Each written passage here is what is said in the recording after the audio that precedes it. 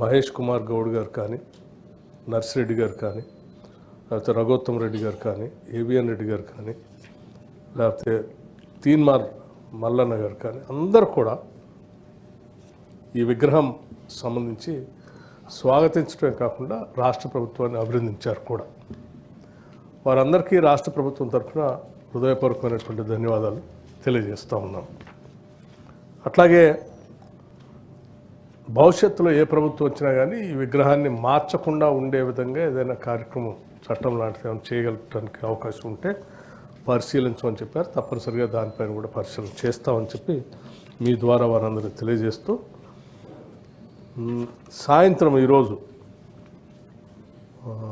మన ఈ తెలంగాణ తల్లి విగ్రహ ఆవిష్కరణ సెక్రటేరియట్లో ఉన్నది కాబట్టి మీ అందరికి కూడా ప్రత్యేకంగా ఆహ్వానాలు పంపించాం.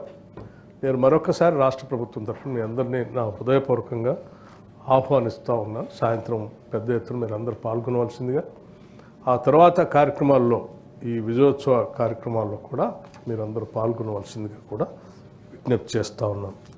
అట్లాగే మిత్రుడు సోదరు తీన్మార్ మల్లన్న గారు అక్కడ ఉన్నటువంటి ఫ్లైఓవర్ గురించి కూడా చెప్పారు. తప్పనిసరిగా దీనిపైన కూడా రాష్ట్ర ప్రభుత్వం నిర్ణయం తీసుకుంటుందని చెప్పి మీ